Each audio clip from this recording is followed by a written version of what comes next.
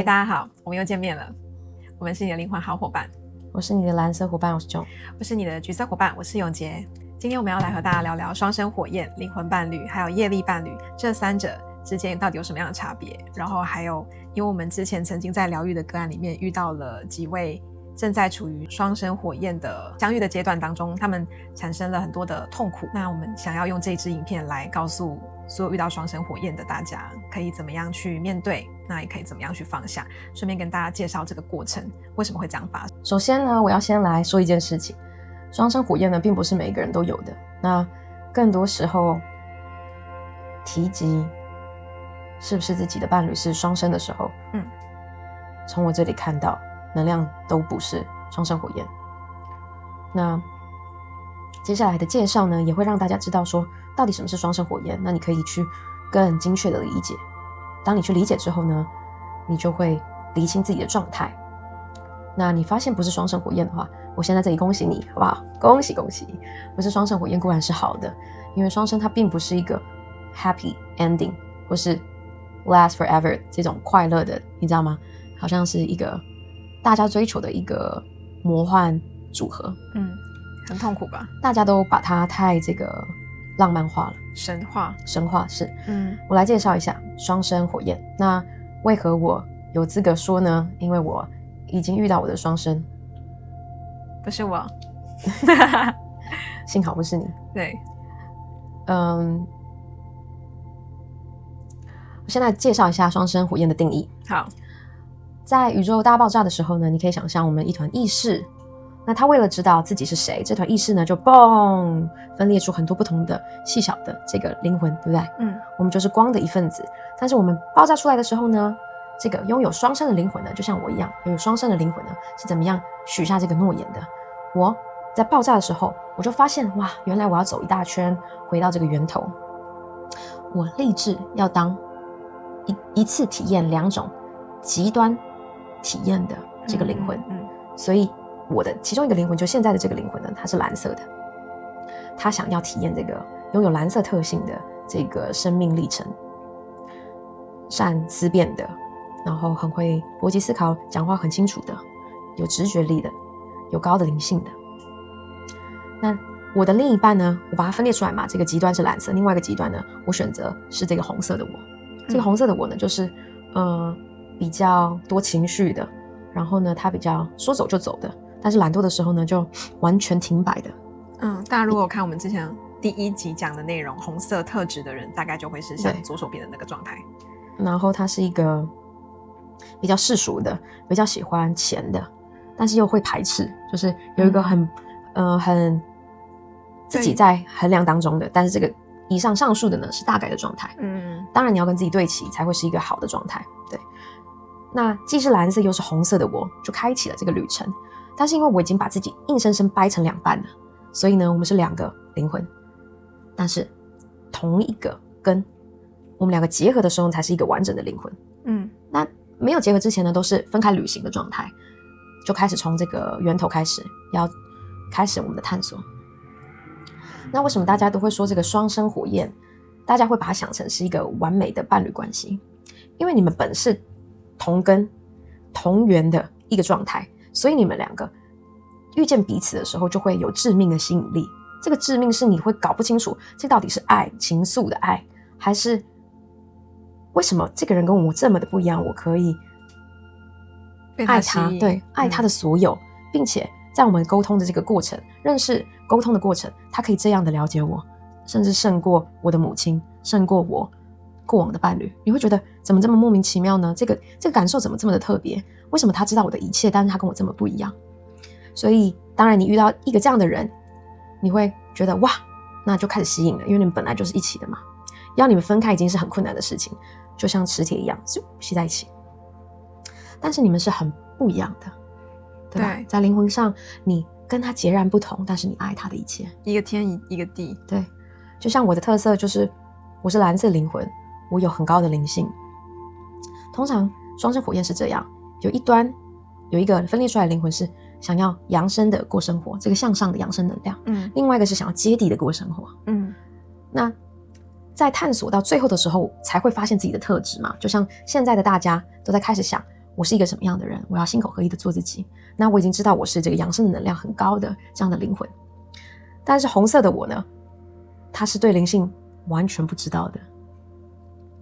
那我们碰在一起的时候，哇，这个完全没办法沟通啊，想要跟对方好好的说话也没办法去表达自己，因为对方完全听不懂，但是他又可以理解你，好奇怪哦。而且他不懂这个灵性，但是他愿意听，他开始敞开他的心，他好像可以接受。对。那刚刚我讲的是这个磁铁，所以你会觉得哇，致命吸引，这是第一步。你会觉得说哇，我终于找到一个莫名其妙喜欢的人。对，这感觉应该是那个偶像剧里面的那种一见钟情放大10倍吧。对，也没有办法用言语形容。他不一定要长相是你的就是最喜欢的样子，但是他一定会有一些魅力，让你觉得我不知道为什么，但是我觉得我们两个在一起的时候很舒服，这样的感觉。而且是迫不及待想要见到对方的，或者是说你没有办法说不的。所以双方都会觉得很有吸引力跟很舒服，但也莫名其妙的对，莫名其妙，因为两个人是在说话上你会有一种很奇特的感觉，我们有很相像的地方，可是我们说出来的这个感受都完全不同。我们对世界的想法完全不同，但是我可以理解你，非常特殊。那我之前遇到我的双生，他是一个怎么样的人？他是一个极度愤世嫉俗的人。跟我非常不一样。我很讨厌抱怨，因为我觉得抱怨是无济于事的。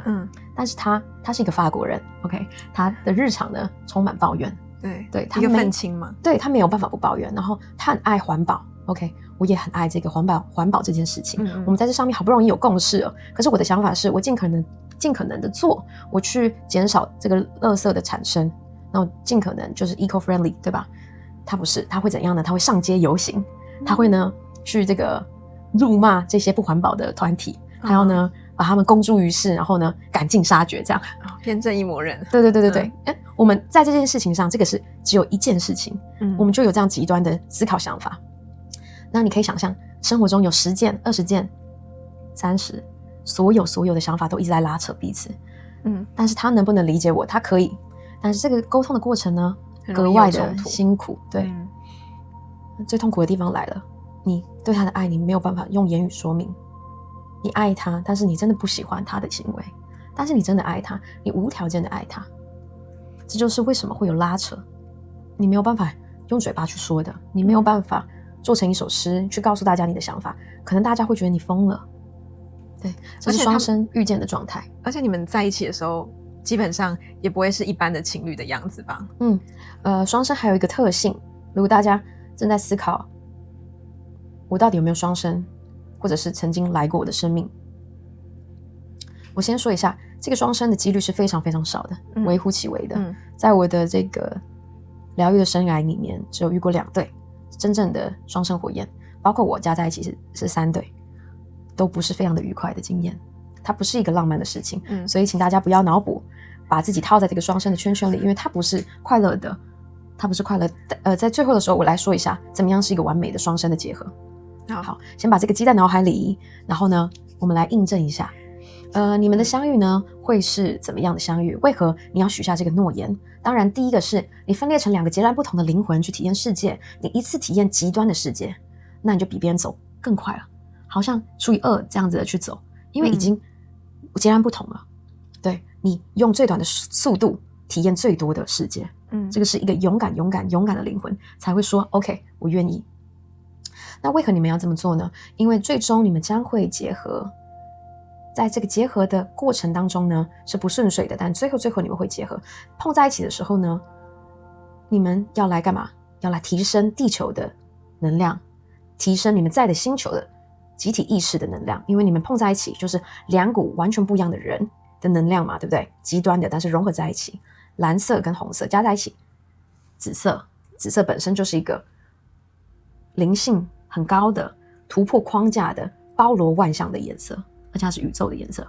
对，所以你们用不同的形态去突破所有人的框架，那你们的相遇呢，也会非常的奇特，莫名其妙的遇见，或者是你们本身就是已经结婚了，但是遇到对方，对，突破框架，对，他正要突破你的框架，他是打破这个传统的框架、道德框架的、毫无框架的，因为你们本身就是要改变世界，那你要先突破自己看见世界的方式，你才能去告诉别人该怎么做嘛。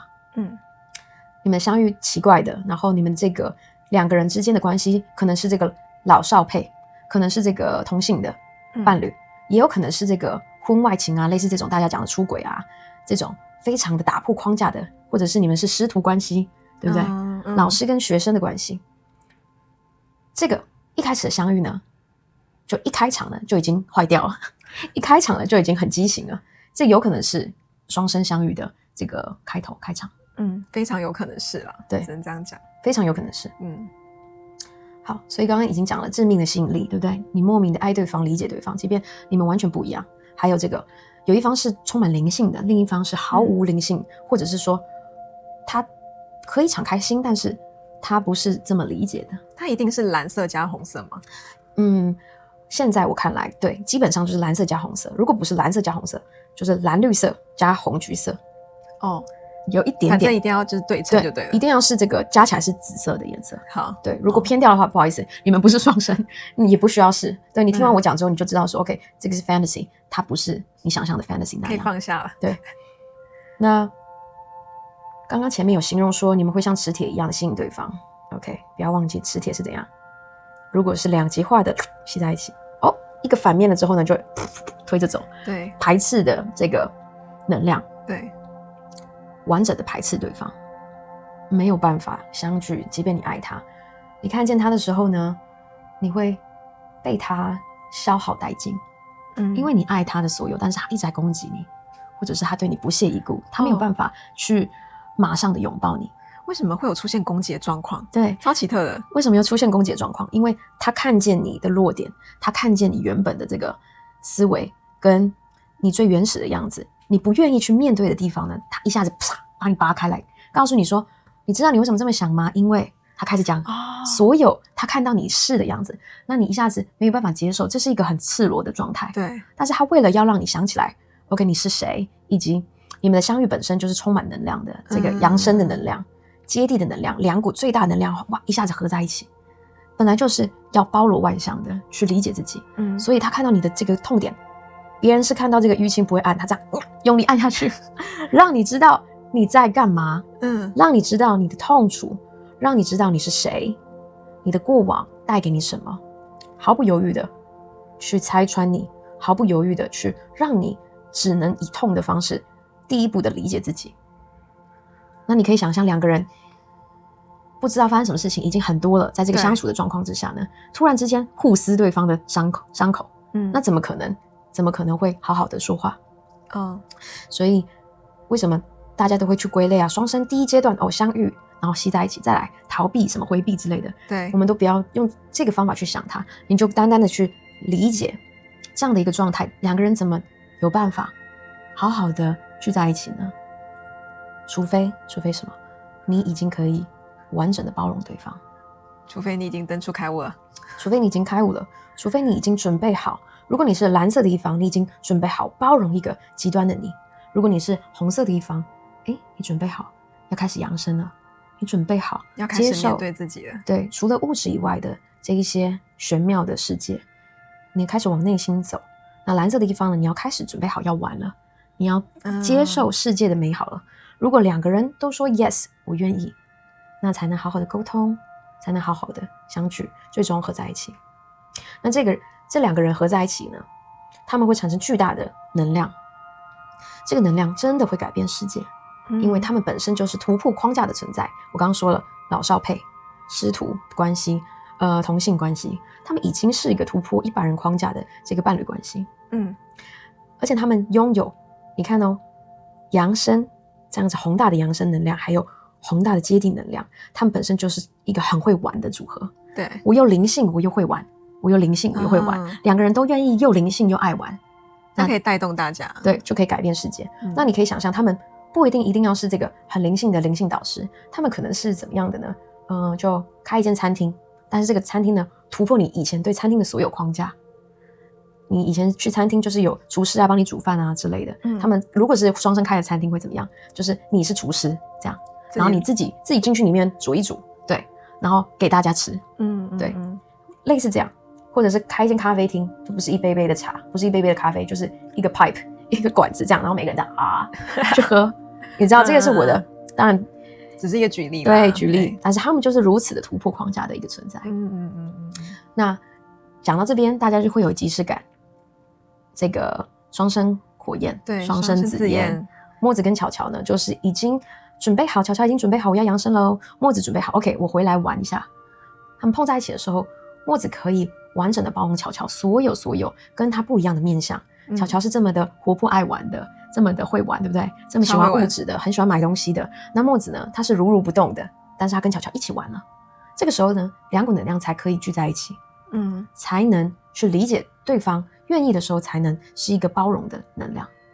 在那之前呢，都会像我说的一样，一直重复我刚刚说的相吸、相斥、相聚，又这个呢逃离，无限循环。对，每一世都会无限循环，直到你准备好了，你已经接近开悟了。如果你是蓝色的人，你已经要开悟了，你才能包容对方，因为所有现象对你来讲都不是现象了。这个这么愤世嫉俗的人，你可以包容了。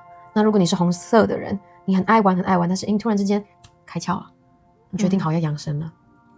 在那之前，你遇见双生呢，都会让你经历有点像是什么大家说的这种灵魂暗夜。我自己是一个开朗的人，在灵性还没有完整的崛起之前呢，我也是一个开朗的人。那我遇见我的双生，他让我体验前所未有的低潮，因为我们是如此的爱彼此，爱对方的，但是我们没有办法相聚，我们没有办法像我刚刚说的那样包容彼此，他也还没有准备好要扬升。那我呢，当时候的我呢，也不是现在这样，我也没办法包容他，我没办法包容他的所有。那当然有一方会逃跑，对，逃跑的不是我，但那个人呢，他已经不见了，他没有办法拥抱我，他还没有准备好合一。好，那这边也补充说明，虽然说因为你很爱对方，那通常也是这个蓝色红色的这两股能量，那大家可能会想成是阴阳的这个能量，但它不一定要是这个男女关系，不一定要是一个阴一个阳，不是的，它可以两者都阴阳，但合在一起的时候又阴又阳。对，又或者是真的像阴阳那样，一个人是一个比较阳刚的能量，另外一个人是比较阴柔的能量，但是跟性别没有关系，它本身就是突破框架的存在，大家可以这样去想象，所以它是各式各样的组合。那也要告诉大家，另一个突破框架的，即便是这样有情愫的，你无法言喻的爱，你们也不一定是伴侣关系。有没有可能他们是家人，真的有血缘关系啊，或是朋友啊？如果是的话，真的会非常非常的难。通常应该是朋友关系啦，就是家人的话，因为你一生出来就跟他绑定了，基本上是没有这个相遇的过程，不会是家人，但有可能是这个莫名其妙的合作伙伴关系啊，朋友关系啊，但是你对他的爱就是难以言喻的。对，这个是双生火焰。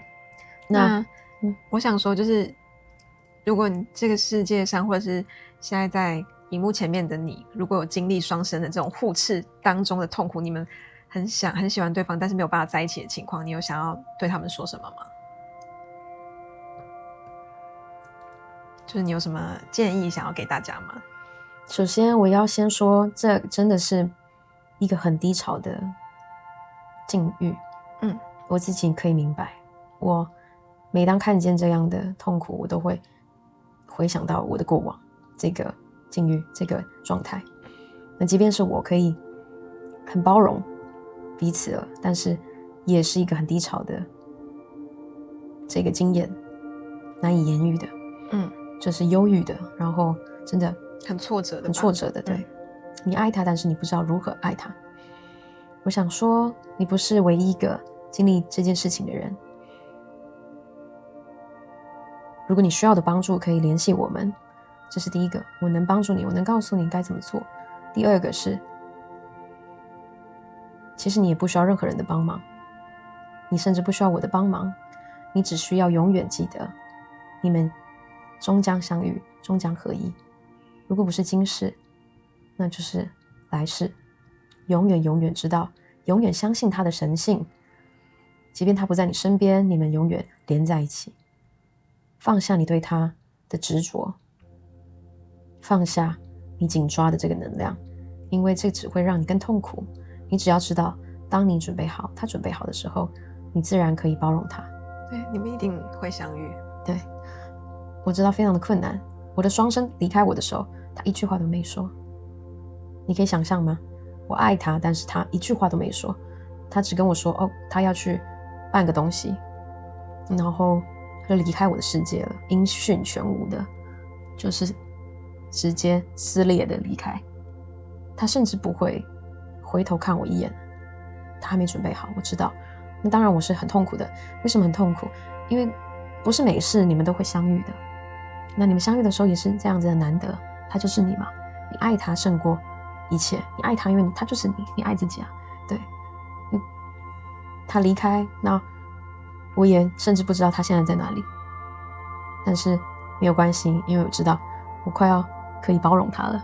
我已经在这个快要走到人体验的尽头吧。那有没有可能你假如你真的有一天大开悟，他就会回来找你？我们一定会相遇。会不会就是你发出一些讯号啊，然后就吸引他？哦，可以来到你身边，完全可以。他跟我就是连在一起的，即便我跟他没有这个通讯，我也知道他在哪里，我也感受得到他。对，好，这个连接真的很强。对，我稍微说一下连接很强是什么样的概念，让大家可以去理解。你们相遇的时候呢，你们的这个整个周围的气场呢都是紫色的，因为是蓝色跟红色能量完全的合在一起嘛。那你们可以好好说话的时候，已经有一股很强的能量了。这个能量是紫色的，轰，像爆炸一样向外喷发的。所有的人会不经意的对你们投射眼光，因为这是一股很强烈的能量。你是吸引对方以外呢，你会吸引所有人看向你。对，你们非常的耀眼，即便是麻瓜也会看向你们。那你们能量强到怎么样呢？可能 WiFi 没办法作动，可能机器坏掉，可能呢灯光会闪烁，可能呢你们的这个电器呢莫名的就不能使用。对，已经能量大到影响这整个场域。那如果你们一起去出现在一个场域，两个人是一个舒服的状态，那你们可以提升那里的能量，提升那边的频率，提升那里的频率。现在讲的是好的，你们是这个非常好的舒服的状态，做自己，心口合一的做自己，在一起的时候才会有这样强大的能量。如果你们连自己都还没有办法拥抱自己，那当然是一个比较低的频率。最后呢，想跟大家说，如果你知道对方是你的双生，那这个是一个从人类视角看出去很漫长的过程，但是不要忘记你们从来没有分离过。我们每一个人都没有离开过源头嘛，我在以前的影片都讲过，终点跟起点是同一个地方，我们从来都没有离开过，没有时间的长短。所以呢，这些都是很故事的这个想法，尽可能的去理解你的境遇，放轻松，他总有一天会拥抱你，你们总有一天会改变世界，不管今世来世再来的未来几世，终将合一，好吗？不要担心，不要害怕。如果可以的话，因为这个拉扯是一个永无止境的拉扯，如果你已经知道你还没准备好的话，我最好的建议，一个比较实质的 practical 的建议，封锁对方，因为你知道这个拉扯是无意义的，它会让你们两个都很痛苦，一直往下，然后好像永不见天日的感觉，就是极端的忧郁，切断这个连结，很痛苦，真的很痛苦，但是你会重生。我自从遇到我的双生之后呢，我的灵性，这个是发生在5年前了，当然那个时候此一时彼一时，跟现在完全不一样，但是我的灵性可以说是到达了一个突破口，它就是这样子，原本是这样子斜坡的向上，遇到双生之后低潮向下，然后直线上升到达了一个新的高度，触底反弹了。真的真的，这个痛苦的力量会让你重新看见自己是谁，重新知道自己的力量在哪里，因为你想好起来，依附他紧抓他都没有办法让你好起来，怎么样可以让你好起来？放开就好了，轻松的放开，会痛苦都会的，很正常，一般的失恋都痛苦了，何况是你跟自己的相遇然后撕裂的分开，对吧？但是又如何呢？又如何呢？你是具足能量的，你是光的一部分，不要害怕，放手，终将合一，好吗？这是我想要给你们的祝福，真的很不舒服的，我知道。但是相信我，你放开手不会怎么样的。看看我现在过得这么的好，对吧？我跟我的这个双生还没有合一，还没有这个完整的用一个新的形态合一，然后去改变世界。但是我过得非常的好，我知道我离这个结尾很近了。对，我在一个圆满的状态。在这边祝福所有的双生，一切都会好的，好吗？不管你是蓝色的比较灵性的你，或者是红色的比较世俗的你，都好，都会相聚，都会合一。放轻松，深呼吸，过好每一天，爱自己。那我们前面还有提到跟双生火焰很像的业力伴侣是吗？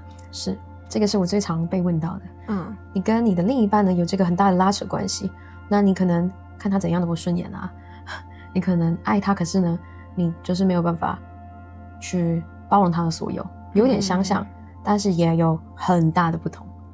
对，业力伴侣他们在一起初期的时候也是很喜欢彼此，就是正常流程。好，正常吗？那我来告诉大家怎么样去分辨。因为我知道有情的时候呢，人很复杂。你是否真实的做自己在爱情里？如果一开始你都在演戏，你都在试着迎合对方，演到最后你是不是累了？那开始不演了，对方就说啊，你之前这么爱我，现在变了，对，你变了。抱歉，我没变过，只是我不想装了。我没变过，但是我装不下去了。对不对？这是第一个，也是如果你现在正要投入一段关系，亲密关系，大家可以去思考，我是谁？你要在亲密关系里心口合一的做自己，这段关系才会长久。让他知道你是谁，他爱你是的样子，那就圆满了，对吧？从头到尾不需要去装你不是的，不需要去说谎，不需要去演另一个人。你相信我，一定有一天会疲乏，那这一些都会回来，对不对？回到永杰说的这个名词，是业力伴侣。业力就是你曾经有过某一些业力的拉扯，那这个业力未了嘛，对不对？大家可以去看一下我说业力的那一篇，业力不是这么难的这个 topic，它是一个简单的概念。你给对方什么，世界会回馈你什么，对不对？你对他之前有这个放不下，你对他有执着，你对他有贪嗔痴的升起，那也是未了的这个业，今世出现了，他又再次在你面前要干嘛？让你帮助你完成放下的这个动作，对不对？就该还的还是要还。对。那过去的这个故事一再的上演，你爱他，你恨他，你欺骗他，现在再一次剧本翻开同一页，再演一次，对不对？角色会互换嘛？就换对方，对，跟你做类似的事情。通常是会互换，但也不一定。有时候执着太深的时候，不会角色互换，就继续演同一个戏码，重复轮回好几次。如果你看见你跟对方陷入这种很深的业力的纠缠，其实跟这个双生一样，要怎样？放开手，放开手，轻松的放开，就会停止轮回了，才会切断这个业力。业力像什么呢？我觉得它很像是你死掉之前呢，就会有人拿麦克风给你，还计不计较？然后你说计较，完了，翻开那一页继续演，下一辈子继续演。对，要怎样放开？你不要再纠结了，对不对？如果你心口合一的做自己，你发现这件事情这个坎过不去了，代表不适合。很多人都会觉得哇，我很爱他，没办法，会不会说这个放开手之后，我遇不到一模一样的人？对，大家会觉得说失去之后是不是真的就一无所有了这样？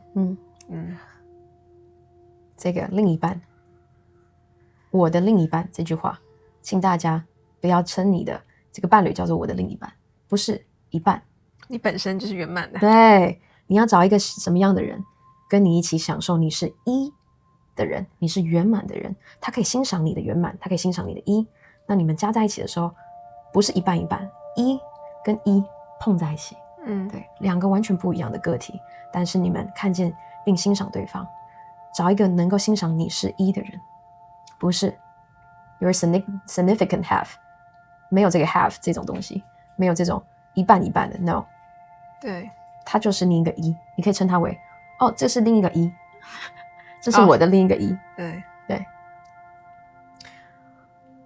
，OK， 对，大家不用去想说我一定是要来改变世界，我一定有这个我的双生，然后明明就是跟对方已经没有办法好好的相处沟通了，对，你也看见这个业力的升起，一再重复的这个故事，重新的演一遍又一遍，放手好不好？如果不放手的话呢，我们又要打开同一页继续演下去，对，没有尽头的轮回。相信我，这个小小的一件事情呢，就可以足够让你再回来投胎一次。放手吧，对，放开，放轻松，找到一个会欣赏你的人，你一定可以，一定可以，一定可以，一定可以，绝对可以。对，当你在发光的时候，全部的人都看到你在发光，不是只有自己，不是只有自己感受到自己的圆满，在你身边的人都会忍不住看你一眼，哇，这个人容光焕发，这个人也太圆满了吧，太美好了吧，他在发光，怎么可能不会找到一个伴呢？对啊，对不对？那有灵魂伴侣吗？有。接着我来讲灵魂伴侣。灵魂伴侣是一个这以上三个我最爱的一个组合，因为它是超越世纪的这个爱。这个爱呢，你看见对方的时候会有怎么样的感觉？一个熟悉的感觉，完全的知道你是谁，而且对方会欣赏你的美好。然后呢，你们两个会怎么样？从你们相遇的第一天开始，永远只为了让对方更好的帮助彼此。那他们会在一起 forever 吗？他们不一定，甚至不用在一起啊。他们爱彼此，所以他们不一定是伴侣，他们可能是很好的朋友，也可能是家人这样。通常会有这个爱的因素在里面。因为通常你们也是一个互补的状态。你有什么，但我没有；我有什么，你没有。有一点像双生，但是没有这么的撕裂。更像是永远是正向的美好，永远是帮助对方在这个人生的这个关卡呢，跳跃式的成长。对，一关一关的，你会发现他即便不是你的伴侣呢，他也会一直陪在你旁边。就算你们距离遥远的相隔两地，他永远在。对，他永远知道你在干嘛，他永远会跟上，他永远的会跟你一起向前走，你也不害怕。那一个人有不止一个灵魂伴侣吗？不止一个灵魂伴侣。如果有情的，你会觉得说这个是亲密关系的这种爱的，你可能会称它为灵魂伴侣，但我们不用分这么多。有可能是这个灵魂家人。对，这些还是要呼吁大家，我们频道所有的收讯，所有的这些故事，所有的这一些我们说的，只为了一件事，让你可以知道你是具足神性的，让你更理解现在自己在哪里，终将走回源头这件事情。你还在探索，我们跟你一起，我们所有用的名词呢，都不要紧抓它不放，不需要去辩论说你说的这个词不对啊，这个叫做什么什么什么，从头到尾呢我都不在乎，你为何要这么在乎呢？对吧？须菩提，这只是一个假借的名称而已啦。对，就像《金刚经》说的，佛说我无法可说，他说了这么多，他说他无法可说，为什么？这些都是假借的名称而已。双生火焰、业力伴侣、灵魂伴侣，为何要有名词？就像我叫 John， 这个叫永杰，我们有差别吗？我们没有差别。那为什么要有不同的名字？因为看起来现在是有差别的。我更理解这个是我的个体，这个是你的个体。但我们是不是同样的，都是源头，都是神性的？是。名词看了，故事听了，轻松的放下。如果你想要紧抓的不放，你一样会落入这个二元的对立。不管是多么的接近这个空性的，不管是多么接近佛的，它终究不是的，对不对？所以大家呢，听我们说故事很好听，但是呢，我想要说的是，我常常跟永杰说，我其实不爱收讯，我觉得这个离空性非常的遥远。为什么我还要做呢？我知道大家在不同的地方，我收讯可以集结这个星际种子，可以集结佛的弟子，可以集结正在灵性上探索的你。所有在这个光谱上不同的颜色，会因为我结合了故事性相聚，有何不可？为何我不做呢？对不对？有这个频道是一个很好的平台，让我可以跟着你们一起通往这个源头，通往终点，让你想起来你是谁。就这样说这么多，就像没说一样，无法可说。用这些名词理解自己，理解过后呢，脑袋的东西轻松放下，听故事一样听过了就好了，不要去紧抓它。但我知道你们还会有不同的这个境遇，不同的这个实相，让你们可能感到困惑或是痛苦，可以私讯我们，跟我这个1对1的咨询，这是可以的。但是到头来你需不需要一个人帮你？你不需要，你就是具足神性的。如果你真的卡关了，真的没办法向前了，你需要帮助，那 OK， 我愿意帮助你。那如果你知道你自己一用力就可以蹬过去的，对不对？这个只是一个壕沟，它不是永无止境的这个黑暗。你一蹬就可以蹬过去的，我知道你可以，好吗？好，这是以上的内容。为什么要说这么多在这个亲密关系上？因为2个灵魂在亲密关系中去探索这个世界是最棒的。为什么？因为是很亲密的，你们时常在对话的，你们时常在分享彼此的观点，是跟其他人没办法说的。你们常常聚在一起嘛，对不对？紧密的这个亲密关系，所以他透过他的眼界看到世界，哇，这么美好的，回家来告诉你，我今天看到什么什么什么，就像你也经历过了一样，是不是跟双生一样的，缩短了所有体验的时间？你尽可能的用你的爱，你对对方的爱理解生命的奥妙，这是一个很棒的存在。就是为什么这一集要存在，要出现，跟大家谈论。希望你们喜欢今天的内容。那你可以在下面告诉我你的想法，有没有遇过你的双生？是不是很像双生，然后其实是业力伴侣，或者是说，你现在正跟你的这个灵魂伴侣相聚，然后你们相爱，对不对？在下面留言你的这个爱情故事，好不好？喜欢我们的影片的话，也欢迎按赞、订阅和分享。那我们下期见，拜拜。